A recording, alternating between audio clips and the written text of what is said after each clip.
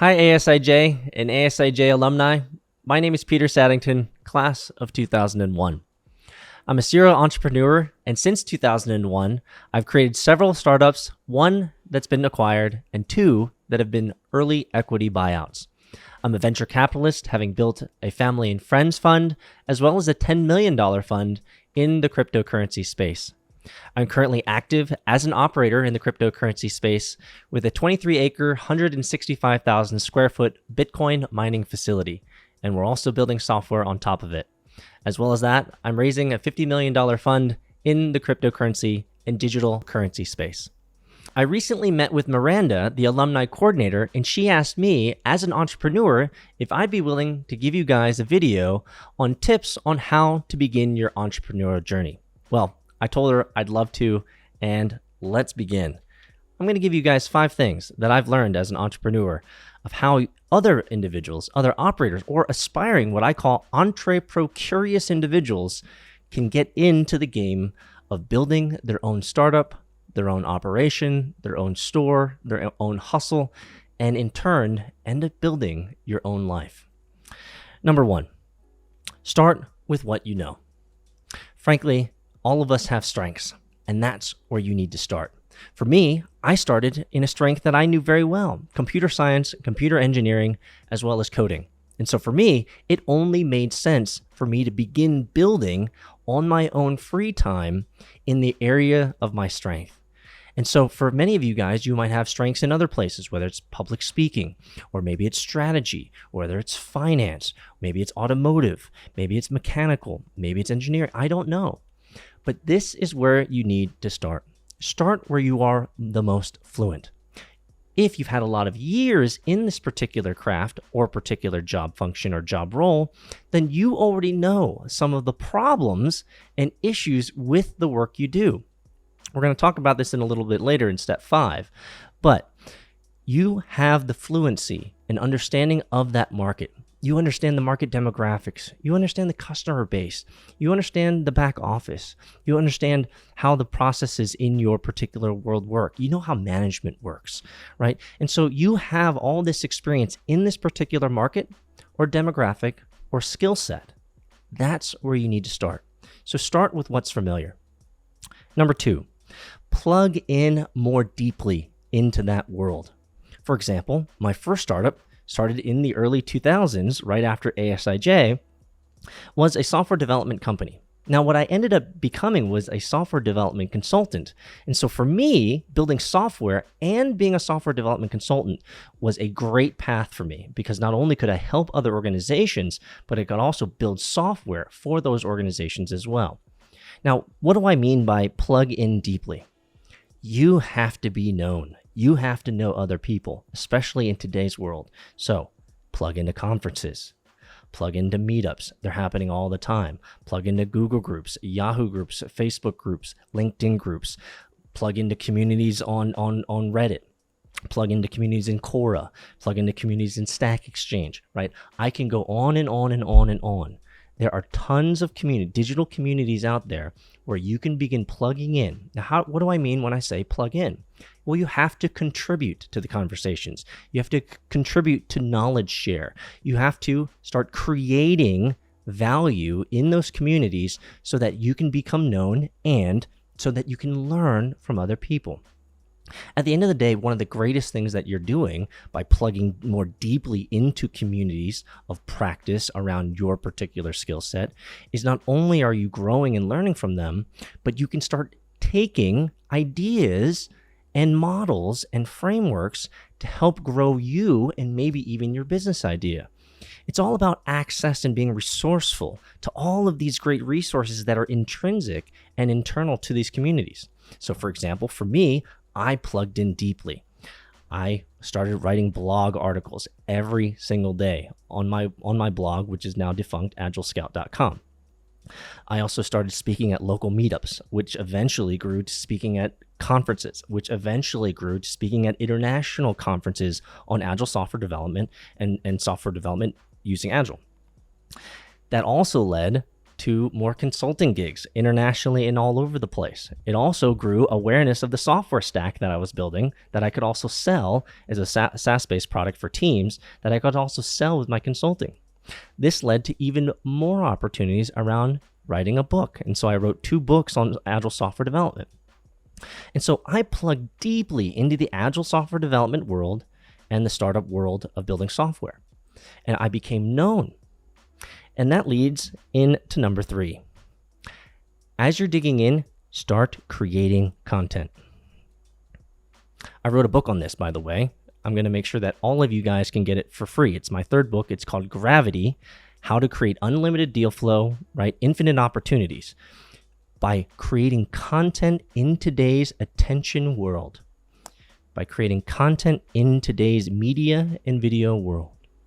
You get access to not only a global audience that is interested in what you're doing, but you will find a global audience that may be willing to help you. And in many cases, you can leverage that. The whole point is that if you don't create content, no one's going to know of you or your value. You might have plugged in deeply with a community. For me, I plugged deeply in the Agile software development community. That was well known. But the Agile software development community is pretty small when it comes to the global market. And so you have to start creating content for the masses. How do you start? Start with YouTube. Start communicating your ideas. Start talking about freely and openly about what you're interested in and what you're doing and what you're learning. I'll give you your best tip for creating any type of content. It's document, don't create.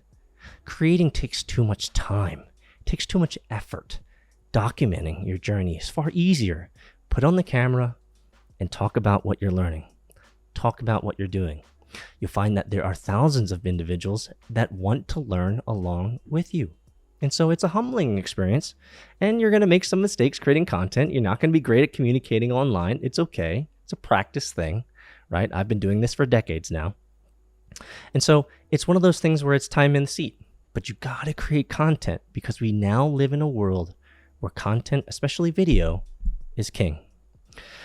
Number 4, find a mentor and find help. I was lucky. In my first startup, which took 9 years from inception to acquisition, almost a full decade worth of work, I had an amazing mentor who took me under his wing and helped me understand the larger things around scaling a company that I just didn't know. He absolutely leveled me up. He skilled me up faster than I could ever imagine by merely sitting under his tutelage, learning, writing tons of notes, asking tons of questions, and having the humility that even though I thought I was awesome, I was not even close to being anywhere awesome at all. All right, he humbled me all the way. And so finding a mentor is absolutely crucial. How do you find that? You just ask. So I just asked. I asked men and women of industry that were far beyond me. Like, it was almost shameful, the ask. It's like, me asking Elon Musk to be, Elon, do you have time in your busy schedule to mentor me? Like, shameful asking. But I wanted the best, so I asked the best, and eventually I found one, and he was willing to give me the time. Long story short, he ended up acquiring my company and helping me get to that acquisition point, that liquidation moment, and he still works with me today. So amazing stuff. The second part of number 4 is you got to find help. If you're going to build any type of company, you have to find people that you trust, that you've had relational equity with, that you've spent time with, that you can bring on to be officers and operators with you. And so you're going to have to pick your team wisely. We could spend a lot of time talking about that. But let's go on to number 5, which is the most important. At the end of the day, you actually have to solve a problem. And so let's go through this. 1, 2, 3, and 4. Number 1 is start with what you know. If you're in marketing, crush it in marketing. Get awesome there. Go deep. Number 2, go deep into marketing. Become part of the conferences. Start speaking, start writing, creating blog posts, creating content, writing for newsletters, right? Number 3, create content. Video. We need to see you. We need to hear you. We need to know what you're about. We need to know whether you're trustworthy. Why are your services valuable? Number 4, you need to find a mentor or you need to find help to help you grow an idea And finally, you have to have the idea itself, which is, what problem are you going to solve, right? Well, you've lived in your world for so long. You know the problems there. Is there something you can solve? Is there a problem that you can solve? And don't be deceived. Even the smallest problems that or issues within, let's say, a process, if improved, especially at scale, can be worth hundreds of millions of dollars to the right organization or the right company, just because you figured out the best way to do X within a process of Y. And the fact that you figured that out, that could be exactly the problem that you've solved, and it could be worth lots of money. And so find that problem, find that itch, find that thing that you've been in this market, you've been in this work, you've had that job function for so long, right? So where are the constraints? Where are the problems that need to be solved? Is it something that can be monetized? Is there something that can be built upon? Is there something that can be improved? And frankly, it's only going to be easier to solve those problems after you've gone deep, created a network within that world, start creating friends and help and colleagues who appreciate your work, have valued you for who you are, and might have the right problems that they're trying to solve that you can either join or help them, or they can help you. So go deep in your area of expertise, grow your network, start creating content, reach out, be unashamed about reaching out, and solve a problem. There you go, guys. I hope that was helpful.